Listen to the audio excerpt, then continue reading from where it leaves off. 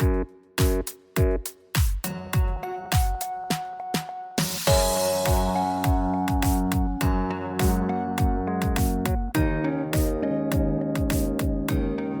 to Mansplaining, a podcast about the interesting things you can discover if you just take the time to learn. My name is Joe. I'm your host for this week. And as always, I'm joined by my college friend Mark. Together, we'll explore what's on our minds and hopefully figure out a thing or two about a thing or two. Mark, I know I told you this off the air already, but I'm just stunned at how much traction the issue of AI-generated art has gotten in the media since we taped our episode on that subject 3 weeks ago today. Yeah. It seems wherever I go, I'm hearing or reading about it in the newspaper, on the radio, on TV. Right, yeah. It just really seems like we nailed it with the cultural valence of this issue. I mean, do you have any thoughts about that? We definitely caught a big wave on its way into the shore. Just this morning, I was listening to a podcast where two Hollywood institutions were discussing whether or not AI would soon be writing screenplays for Hollywood. So it's very much in the conversation. I think it's because people are realizing what we realized when we did the podcast, which is that there's been really a leap in terms of quality, where AI-generated text used to be a joke just like 2 or 3 years ago. And now it's getting to the point where it's startlingly good, which is kind of delightful in a way, and it's also kind of scary at the same time. So it's got two emotional hooks for people to fasten their teeth into. Yeah, and it seems like the tech has reached that like cultural breakthrough moment, you know, where it's kind of gone from being this esoteric thing that only nerds know about to the rest of us learning about it. So yeah. Anyway, I think it's really remarkable. I wonder whether it was just me like paying hyper attention to the issue since I just did research on it, or whether it really is permeating the culture. And I think it's the latter. Yeah, I think so too. I'm tuned into technology sources, so they've been talking about it for probably the last 4 or 5 months, but it's definitely picking up speed within more mainstream outlets. Yeah. So hopefully today's episode will be the second most timely one we've ever done after the last episode, because we're taping this episode on the first Friday in January 2023, and I've spent the last week saying Happy New Year to my neighbors and friends and colleagues at work. But I've always wondered why New Year's Day falls on January 1st. And I think I mentioned at the end of the last episode that I recently read that New Year's Day is the closest thing we have to a global holiday. Mm-hmm. And yet that's not quite true. And so I've wanted you to look into the idea of New Year's Day. I mean, how it arose and specifically why it's on January 1st. What did you find? Well, first, thank you as always for the question. And transparently, I went into this one thinking the answer would be pretty simple and straightforward. I was actually a little afraid we wouldn't have enough to talk about. But as it turned out, the answer is surprisingly complex. So when you step back and think about it, January 1st is kind of a strange date on which to celebrate the new year. It's in the middle of winter, but not the exact middle. The winter solstice is a couple weeks earlier. Right. And it's not in the spring when plants are starting to send out new shoots and flowers are starting to bloom. There's really nothing about the first week of January that says new beginning. So why was it chosen to be the beginning of the year, and who did the choosing? Turns out the answer is found in a quick tour of ancient Roman history. The first Roman calendar that was recorded didn't have a month called January. In fact, it only had 10 months, and the first month was March. The last month was December, and in between those 2 months, there was a winter period that had no name. The first Roman calendar was entirely focused on the agricultural year, and there were no agricultural activities between December and March, so the calendar just kind of ignored that period. This 10-month structure, by the way, can still be seen in the names of some of our months. March was named after the god Mars, the Roman god of war, and the head of their pantheon. If March is month number 1, then September is month number 7, and the Latin word for 7 is septem. The word for 8, octo, gives us October. The word for 9, novum, gives us November. And the word for 10, decem, gives us December. Wow, I've already learned something and we're 2 minutes into this. I didn't know that. Never heard that all my life. Yeah, I was vaguely aware of the September 7th connection, but I never understood why that was. And the other reason I knew that is because my birthday's in September, and so I'm hyper aware to September trivia. But as for the other months, it was brand new for me. In those ancient days, Romans celebrated the New Year on March 1st, which makes sense given that spring is the time of year when crops are planted. At some point, and historians differ on when this happened, Rome added 2 months to its calendar to fill that winter gap. The Roman historian Livy wrote that this was an innovation by the second king of Rome, Numa Pompilius, around 700 BCE. Modern historians agree that it probably happened in 450 BCE, when Rome's first code of laws was published. The 2 new months were called Januarius and Februarius, and they were initially given 29 and 28 days, respectively.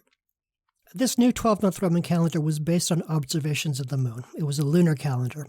So it would slowly drift out of alignment with the seasons as the years went by because 12 lunar cycles is about 11 days short of a full solar year. Right, so not quite a year, right. Yeah. A special board of priests called the pontifices were responsible for meeting every now and then, calculating how far out of whack the calendar was, and announcing how many days everyone should skip over in order to bring these things back into alignment with the seasons. Keep these guys in mind because we'll be coming back to them later. I should mention here that classical Latin had no J sound in it, as anyone who has seen Indiana Jones and the Last Crusade should remember, since that fact played into a crucial scene in that movie. Originally, the letter J was a medieval innovation. It was just the letter I with a fancy little flourish at the bottom. Over time, it came to be used to designate a consonant sound that's part of English but not classical Latin. This means that the first of our 2 new months was pronounced as if it started with the letter Y, Januarius. But we're talking about January 1st today, so I'm going to use modern pronunciations going forward. Just keep in mind that Julius Caesar, or more correctly, Julius Caesar, would have wondered why we're mispronouncing so many words. Okay. Anyway, Januarius was named after the god Janus, who is probably the most important member of the Roman pantheon who no one today has ever heard of. Joe, there is a common profession today, the name of which is based on the same root as this god's name. Can you think of what it is? I don't know the answer to that, Mark. Why don't you tell me? The answer is janitor, because originally that job title meant keeper of the gate. And Janus was the god of gates, doorways, archways, and thresholds. Ancient Rome was filled with ceremonial gateways that were used to officially kick off big, large, important enterprises. For instance, when the Roman legions were marching off to war, they'd exit the city through one of Janus's temples, and the doorway to that temple would remain open for as long as the war continued. The Romans as a people were kind of obsessed with good and bad luck, and strongly believed that there were lucky and unlucky ways to make a beginning on whatever you intended to do. Janus was the god you would pray and sacrifice to in the hopes that your luck would be good. Janus was also a very distinctive-looking god because he had more than one face. Statues of him show a figure with a second face on the back of his head, because, like a doorway, you can go both in and out. There are even versions with 4 faces, since there were some Roman portals that had 4 exits. I've often thought that people born in January are two-faced, so now we have support for that argument. Thousands of years of history behind that claim. Mm-hmm. There's a bit of a chicken or the egg problem with Janus, because in addition to being the god of doorways and archways, he was also the god of beginnings. The question that no one can answer today is which of these came first. Was he first the god of gates and archways and came later to be associated with beginnings, or was it the other way around? In any case, he was invoked at the beginning of every religious ritual, even the ones dedicated to other gods, and the first part of the day was said to be sacred to him. Since Janus was the god of beginnings, right from the start there was some sentiment that January should be the first month of the year. And since he faced both forwards and back, he was the perfect god for that moment in time when everyone is looking back at the year just completed and forward to the year to come. It's not clear when the switch from March 1st was made, and it might have been a gradual process that took centuries, but by 153 BC at the latest, January 1st was officially the first day of the Roman year. The Romans offered sacrifice to Janus and made promises of good conduct for the coming year.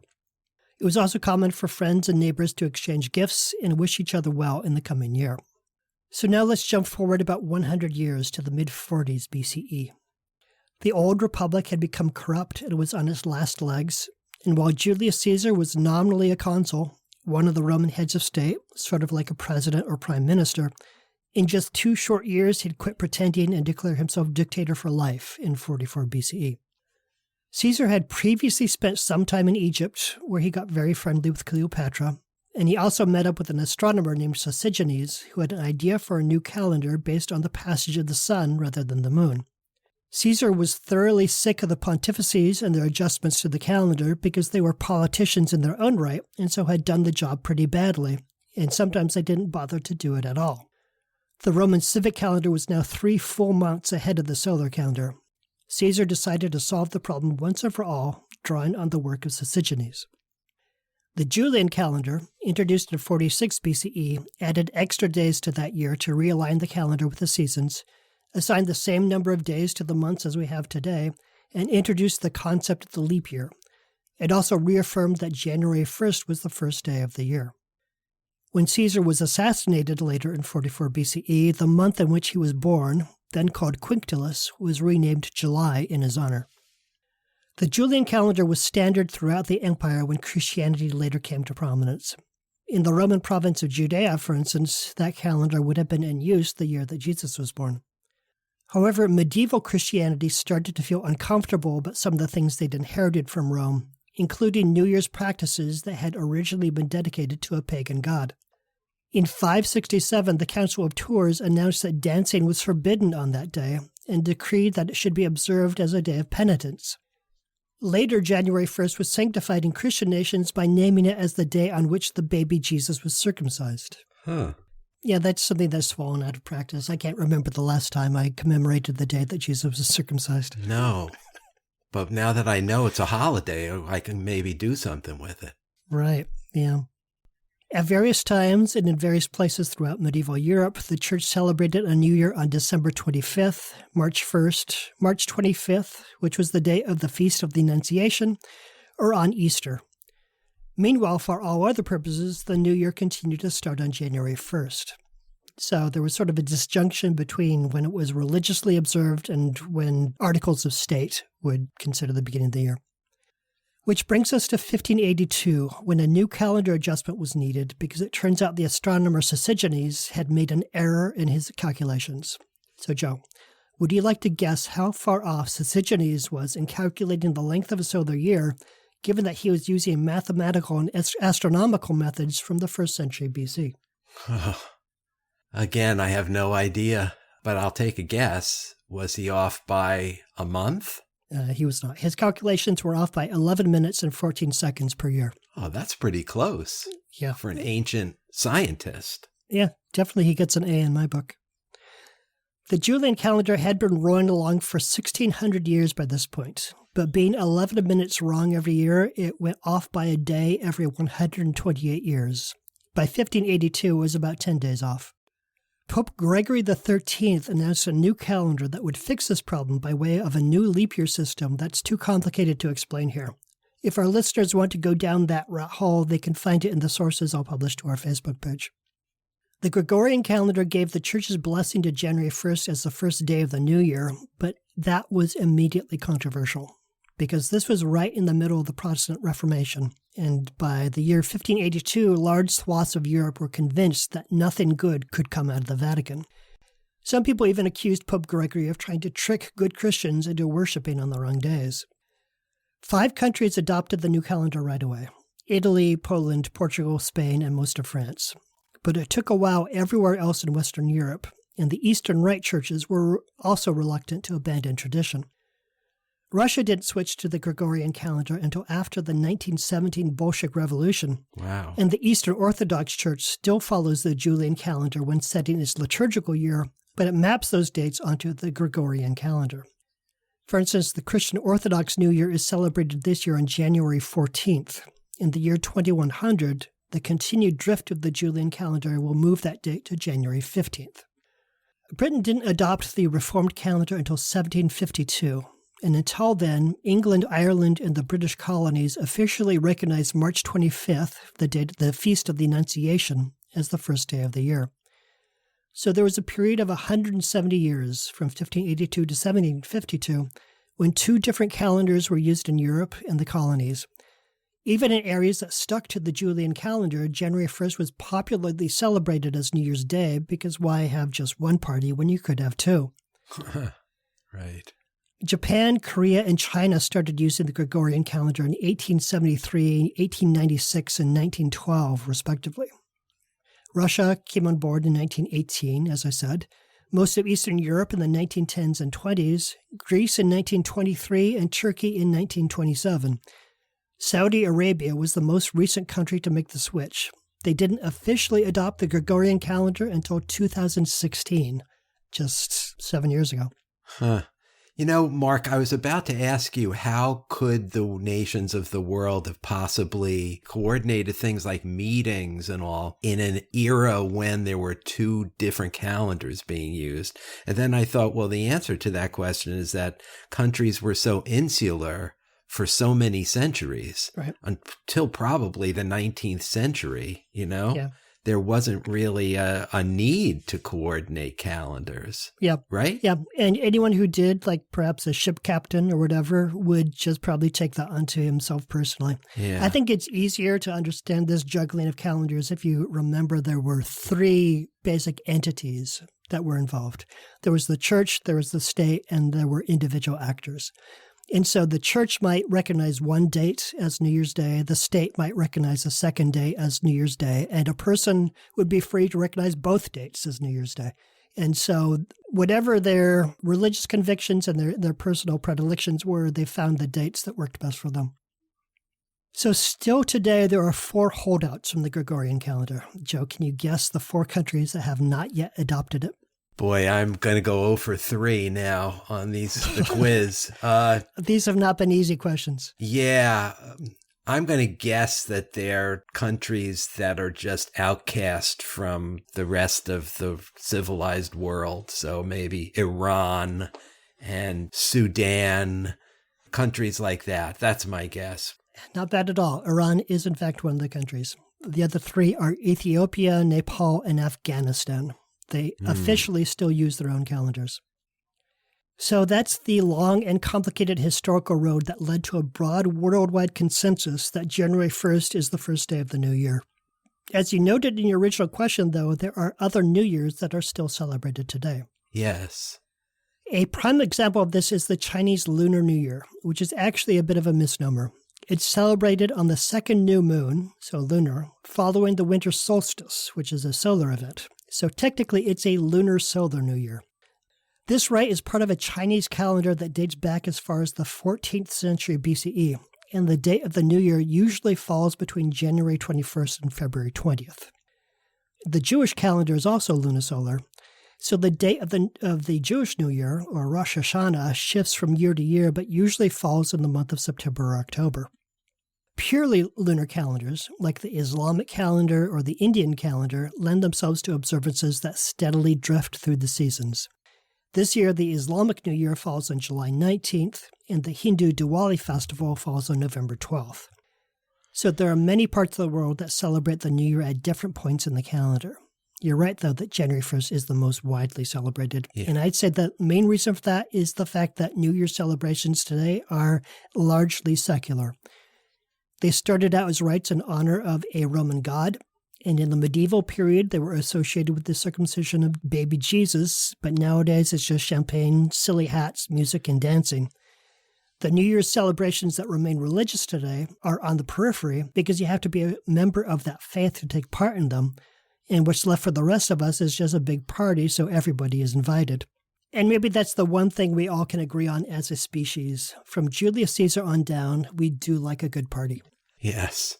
So January 1st is kind of the cultural holiday, and there are these vestigial religious holidays kind of in the background. But right. The cultural holiday that's celebrated by virtually the entire world is January 1st, correct? Yes, I had some Chinese American colleagues in my previous employment, and they would celebrate both. And it was pretty much a way of locking into both halves of their identity. As Chinese Americans, they celebrated New Year's Day on January 1st. And as Chinese Americans, they celebrated the Lunar New Year. And so it was a way for them basically to connect with different aspects of who they saw themselves as. What is the purpose of the leap year? Is there some astronomical error in the current Gregorian calendar that makes it necessary for us to gain an extra day every 4 years in order to reset and put things back in balance, similar to what you were describing with the Julian calendar? So if we just measured the year in terms of 365 days, it would drift away from the seasons because a solar year is not exactly divisible by 365. There's a little bit left over. So you throw in a leap year when the gap has extended by a single day, so you can jump forward that day and get things back into alignment. By throwing in that one, we make sure that our calendar doesn't go off from the seasons by more than a single day. Right. So that explanation makes perfect sense to me. The thing that gets me, though, is that we dumped the Julian calendar because it was imprecise, and we've adopted a Gregorian calendar that is also imprecise. It's less imprecise, is the thing. Yeah. The Julian calendar had too many leap years in it. The Gregorian calendar removed some of the leap years. Right. So that's my answer to your question, but I wanted to say a few things before we go about the part of New Year's that most people probably wonder about, namely the song Auld Lang Syne. Yes. It's a traditional part of an American New Year celebration, but no one knows what the song is about. And I thought Billy Crystal's character in When Harry Met Sally put it best. What does this song mean? My whole life, I don't know what this song means. I mean, should old acquaintance be forgot? Does that mean that we should forget old acquaintances? It doesn't mean that if we happen to forget them, we should remember them, which is not possible because we already forgot. Well, that's well said. I pretty much agree with him. Mm-hmm. So what does Auld Lang Syne mean, and why do we sing it on December 31st? Originally, it was a Scottish folk song, which Robert Burns wrote down in 1788 after he heard it performed. In 1789, Burns' version was set to a traditional tune, and that's the version we know today. The song became a traditional part of Scottish New Year celebrations, and when people from Scotland emigrated to different parts of the world, they took the song with them. In the early 20th century, a Canadian big band musician named Guy Lombardo heard it performed, and he later played the song with his band on a New Year's Eve radio show in 1929. Lombardo and his Royal Canadians went on to become a New Year's institution, performing on the radio and on television beginning in 1956 until his death in the mid-1970s. I remember him well, Mark. Yeah. Big part of my childhood listening to Guy Lombardo's rendition every New Year's Day. Right. Or on New Year's Eve. And he's the one that made Auld Lang Syne a fixture in American celebrations. As for the lyrics, Auld Lang Syne in Scottish means literally old long since, or more figuratively, old times. The phrase for Auld Lang Syne therefore can be taken to mean for old time's sake. The song is about what we remember and what we forget. I hope I gave you a few things worth remembering today. Well, thanks. Yeah, that's a good answer to the question. I do have a few thoughts about this.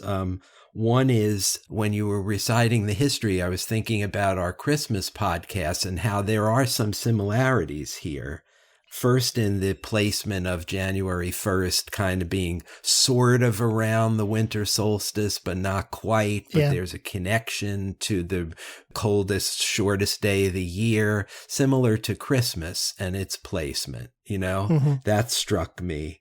And also another thing comes to mind is like the arbitrariness of some of this, you know, Christians rejecting Roman traditions. It just seems like the creation of the calendars and the rejection of the calendars has this element of arbitrariness that seems kind of funny to me. I think there's a tendency for the institutions, the assumptions of our world, we tend to think that they have to be self-evident, like natural laws. And when you actually go back and look at the history, it seems like a lot of it just kind of happened for no particular great reason. Right. Like we have January in the winter, not because January 1st, New Year's Day, was meant to be a mid-winter celebration, but just because there was a gap in the Roman calendar that needed to be filled, and they filled it with a month that just happened to be named after the god of beginnings, and then things picked up speed from there. So yeah, it does feel accidental that January 1st is New Year's Day, but it's apparently an accident that works for people because even when the Christian church was trying to abolish it, they could not get people to stop celebrating it. Yeah, well, there's also a parallel to Christmas with that, denounced as a pagan holiday by a lot of the Puritans, sure. And yet people couldn't quit it, Thank you. That was very instructive. I now understand a lot more about that than I did before. So are you ready for the question for next time? Sure, yeah. So over Christmas this year, I was reading a book called A Pilgrimage to Eternity by Timothy Egan. The author, a Catholic questioning his faith and the spotty history of his church, describes a very nearly post-Christian Europe in which 70% of young people report that they don't belong to any religion. And that's shocking to some people because, of course, for nearly 2,000 years, Western Europe and its former colonies have first and foremost defined themselves as Christian nations. So I have 3 overlapping questions for you, Joe. Uh-oh. If we take it as granted that religion is destined to play a smaller and smaller role in our societies going forward, what will we gain by religion's demise? What will we lose? And what might step in to fill the spaces in people's lives that religion once occupied? Interesting. Yeah, it starts with the assumption that religion is a declining force, and I think I probably agree with that, but I haven't researched the topic, so I might change my mind after looking into it. Good question. Okay, and I look forward to discussing it with you. Okay, well, one thing we didn't discuss today, I realize at the end, is New Year's resolutions. With the forward and backward facing Janice, it occurs to me now that maybe one of the best New Year's resolutions you, the mansplaining listener, could make is to support mansplaining. Maybe by binge listening to this podcast. Yeah. We get a report every single week of the number of downloads you guys have made. So you could make this a really nice week for us by just downloading a whole bunch of episodes. Just put a smile on our face. Yes. And if you think of it in the context of a New Year's resolution, it's so much easier than losing weight or quitting smoking. Right. And we will never come back and accuse you of having not followed through on your resolution. And all you have to do is go to our Facebook page, Mansplaining the Podcast. Check our sources, leave a comment, ask us a question about what you just heard, rave about the intellectual depth of these analyses that Mark and I are giving you, and suggest topics for future episodes. We appreciate any and all feedback, quite seriously. We read it and we appreciate it, and we will get back to you if you have questions for us. Please give us a rating. Please write a review on whatever app you use to listen to this podcast. And we thank you in advance for that. That's all for this episode of Mansplaining. That was Mark and I'm Joe, and we'll talk to you next time. See you then. That's it for this edition of Mansplaining. Mansplaining is brought to you by Joe and Mark and nobody else. Thank you for hanging out with us for a little bit, and we'll see you next time.